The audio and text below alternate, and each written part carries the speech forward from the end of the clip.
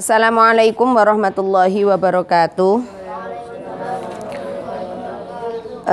Untuk kelas 7 hari ini kita akan melanjutkan materi fikih di bab 4 ya, bab terakhir. Kemarin bab 1, 2, 3 tetap dipelajari untuk persiapan ujian akhir semester. Hari ini kita akan membahas tentang zikir dan doa. Pada bab 4 zikir dan doa. Yang pertama, sambil digarisbawahi, yang penting-penting diperhatikan. Yang pertama pengertian. Ya, pengertian. Kata zikir berasal dari bahasa Arab. Apa itu? Di situ dilihat, dibaca dari kata zakaro yadhkuru zikron. Zakaro yadhkuru zikron. Artinya apa?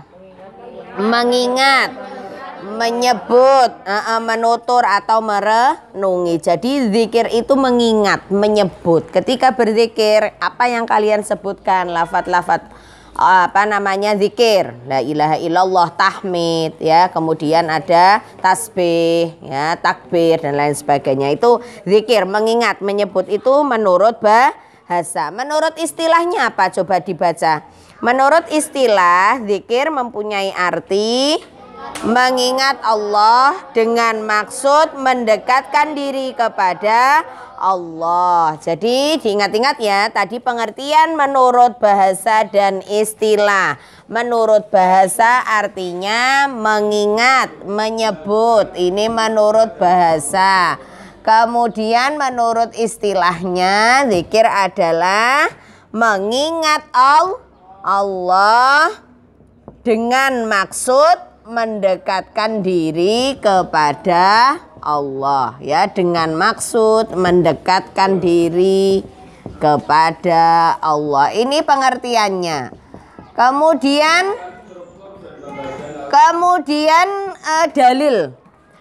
dalil tentang diperintahkannya kita untuk senantiasa berzikir di dalam surat Al-Baqarah ayat 152. Dibaca bersama-sama.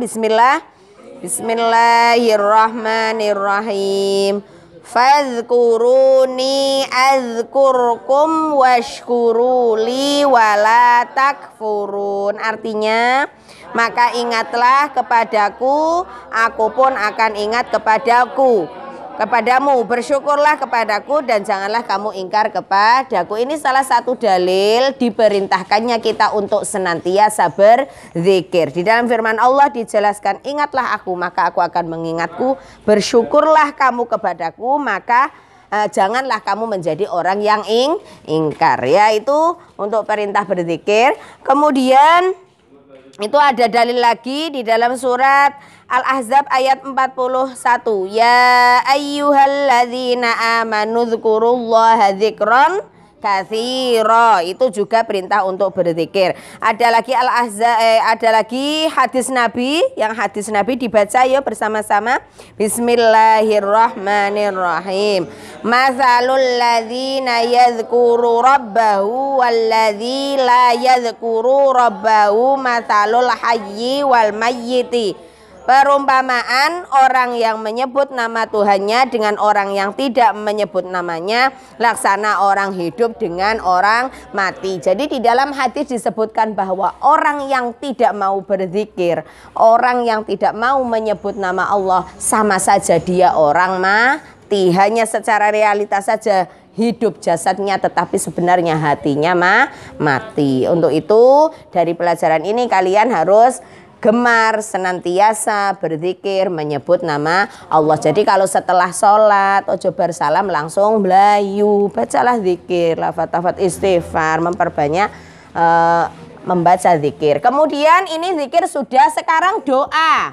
Sambil dicatat, sambil dilihat catatannya. Doa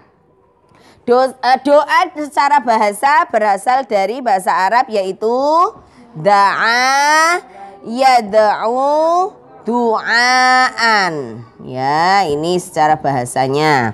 Da'a yad'u du'aan artinya panggilan atau seruan ya. Jadi panggilan menyebut nama Allah.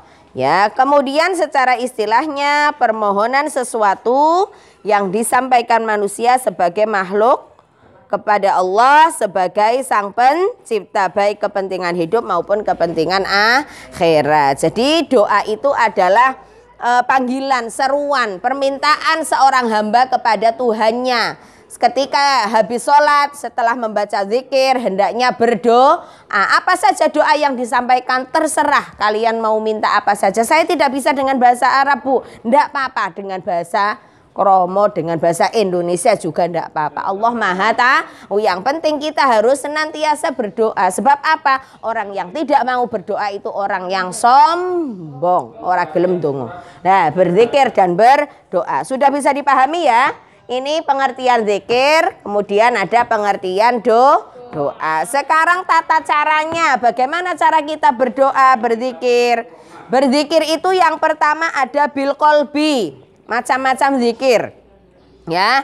Berzikir bisa dilakukan dengan 3 cara. Yang pertama bil qalbi. Bil qalbi dengan apa? Hati, ya. Dengan hati mencurahkan pikiran, sampean berdiam, hati ini sampean berzikir itu dengan hati. Memorsa bengak-bengok itu dengan hati. Yang kedua bil amal. Berzikir bil amal dengan gerakan, dengan perbuatan. Seperti contohnya apa? Kalian seperti ini lagi mencari ilmu, sedang berzikir, sama saja zikir dengan perbuatan. Kalian belajar ngaji, kalian sekolah, itu sama saja berzikir, mencari ilmu. Sholat, ya, gerakan yang kalian lakukan sama saja berzikir. Kemudian bilisan. Bilisan dengan apa? Ucapan, seperti kalian mengucapkan subhanallah, subhanallah, alhamdulillah, alhamdulillah, Allahu akbar, la ilaha illallah, istighfar dan lain sebagainya. Itu namanya zikir bilisan, dengan ucapan. Bisa dipahami ya? Lah sekarang manfaatnya. Apa manfaat dari zikir? Yang pertama terhindar dari sifat sombong. Tadi sudah saya jelaskan. Orang yang tidak mau mendekatkan diri kepada Allah, males berzikir, males berdoa, iku jenenge wong sombong.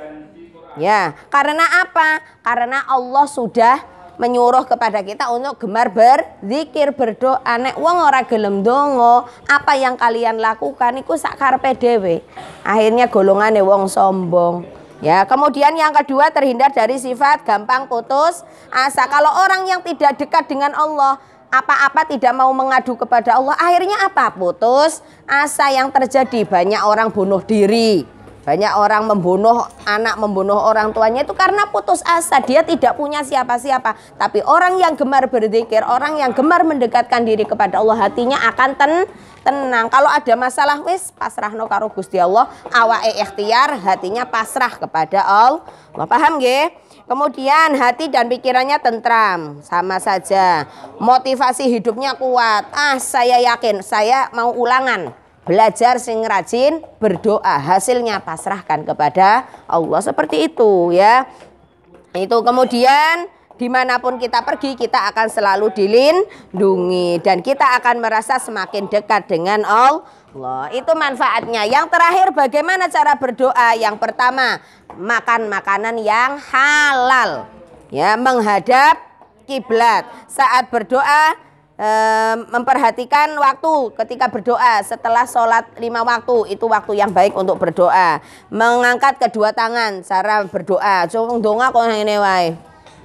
Ya, nggak boleh. Jadi adabnya harus kalian khusyuk, tangannya diangkat menghadap Allah. Kemudian kalian konsentrasi apa yang kalian baca. Memulai dengan istighfar dan membaca sholawat dalam kondisi suci, berwudu dengan suara yang rendah, nggak usah bengak-bengok. Ya, nggak usah keras-keras.